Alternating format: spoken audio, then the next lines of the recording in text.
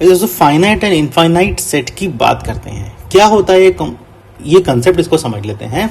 देखिए दोस्तों, फाइनाइट का मतलब क्या होता है, इनफाइनाइट का मतलब क्या होता है, पहले देख लेते हैं। फाइनाइट का मतलब होता है दोस्तों कि जब आपके पास जो एलिमेंट्स हैं सेट में वो क्या हो, काउंटेबल हो, ठीक है ना, उनको हम काउंट कर पाए, ठीक है ना। इनफाइनाइट, जैसे कि हम इनफाइनाइट के बारे में जानते हैं, बेसिक डेफिनेशन क्या होती है, ये अनकाउंटेबल एलिमेंट्स होते हैं। तो अगर एक सेट के अंदर काउंटेबल एलिमेंट होते हैं तो हम बोल सकते हैं कि वो सेट क्या है, फाइनाइट तरीके से काम करता है। और अगर उस सेट के अंदर अनकाउंटेबल नंबर होते हैं तो हम कह सकते हैं कि वो सेट इनफाइनाइट तरीके से काम करता है। एग्जांपल ले लेते हैं, मान लेते हैं आपके पास एक सेट ए है, इसके अंदर एलिमेंट है 1 2 3 4 5, 5 नंबर आपने इसके अंदर डाल दिए, ठीक है ना। तो देखिए 5 नंबर डाल दिए, काउंटेबल नंबर है, ठीक है, तो फाइनाइट सेट हो गया। एक और एलिमेंट, एक और सेट ले लेते हैं बी, यहाँ पर क्या है, इसमें एलिमेंट डाल देते हैं A B C D E, ठीक है ना, इस तरह से डाल देते हैं। ये अल्फाबेट्स इसके अंदर है, फाइनाइट अल्फाबेट्स हैं, ठीक है जी। सी, एक और सेट ले लेते हैं, यहाँ लिख लेते हैं, लेट से हम यहाँ पे लिख लेते हैं main living in the world. पूरी दुनिया में कितने आदमी हैं टोटल, ये बताइए। तो काउंटेबल है, हाँ जी, गिनती हो सकती है इन चीज़ों की, ऑल्दो ये बिग नंबर होगा बट काउंटेबल तो है ही है, ठीक है ना। तो इस तरीके से हम एक अंडरस्टैंडिंग ले सकते हैं। जो एलिमेंट्स, जो सेट जहां पर काउंटेबल वाली बात आती है, जहां पर जिन नंबर को आप काउंट कर सकते हैं, जिनके नंबर ऑफ एलिमेंट्स आप काउंट कर सकते हैं, उनको आप काउंटेबल की कैटेगरी में लाते हैं और बोलते हैं कि वो फाइनाइट सेट होते हैं। इस तरह से हम इसको समझ सकते हैं।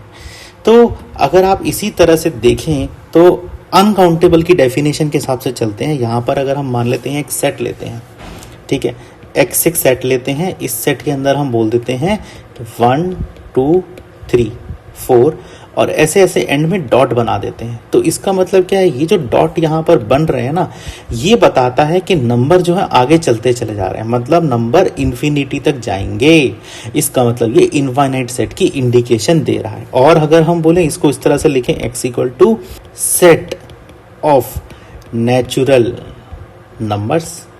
तो नेचुरल नंबर्स का सेट अगर हम बोलें क्या होगा, नेचुरल नंबर का सेट तो काफी लंबा हो जाएगा और ये कहां तक जाएगा, ये रुकता ही नहीं है। नेचुरल नंबर तो अनकाउंटेबल होते हैं और ये इनफाइनाइट तक जाते हैं। तो ये ही हम यहाँ पर इंडिकेट करके दिखा रहे हैं। जैसे मैंने 1 2 3 4 लिखा, एंड में डॉटेड से यहाँ इसको बनाया। तो डॉट बनाने का मतलब ही क्या है कि आप इनफाइनाइट सेट की बात कर रहे हैं, अनकाउंटेबल सेट की बात कर रहे हैं, ठीक है ना।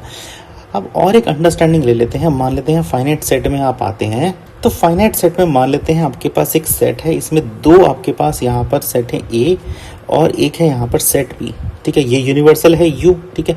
सो अगर आपके पास ए के अंदर, ए सेट के अंदर फाइनाइट एलिमेंट होते हैं और बी सेट के अंदर भी आपके पास फाइनाइट एलिमेंट होते हैं, ठीक है।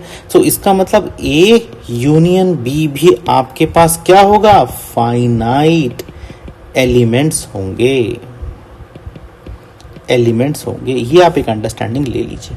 सिमिलरली अगर हम अनकाउंटेबल की बात करें, अनकाउंटेबल की बात करें तो यहाँ पर यूनिवर्सल की हम बात कर लेते हैं। ये आपके पास एक सेट, ये आपके पास एक सेट ए हो गया, ये आपके पास एक सेट बी हो गया।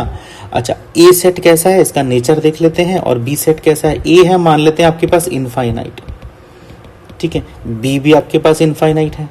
तो इन दोनों का यूनियन जो होगा ना दोस्तों, ए यूनियन बी, वो भी इनफाइनाइट सेट ही होगा, ठीक है ना।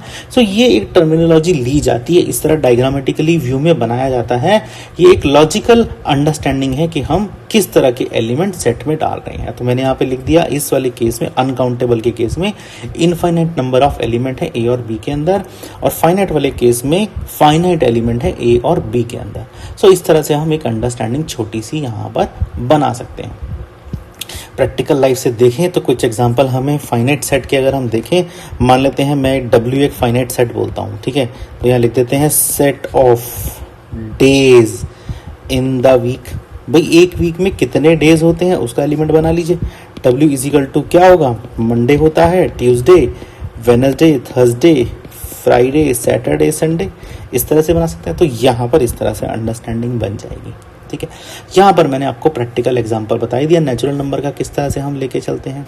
सो ये एक बेसिक अंडरस्टैंडिंग है दोनों ही एलिमेंट, दोनों ही तरह के सेट्स में, फाइनाइट एंड इनफाइनाइट सेट्स में। आइए दोस्तों, इस तरह से हम इस टॉपिक को समझ सकते हैं।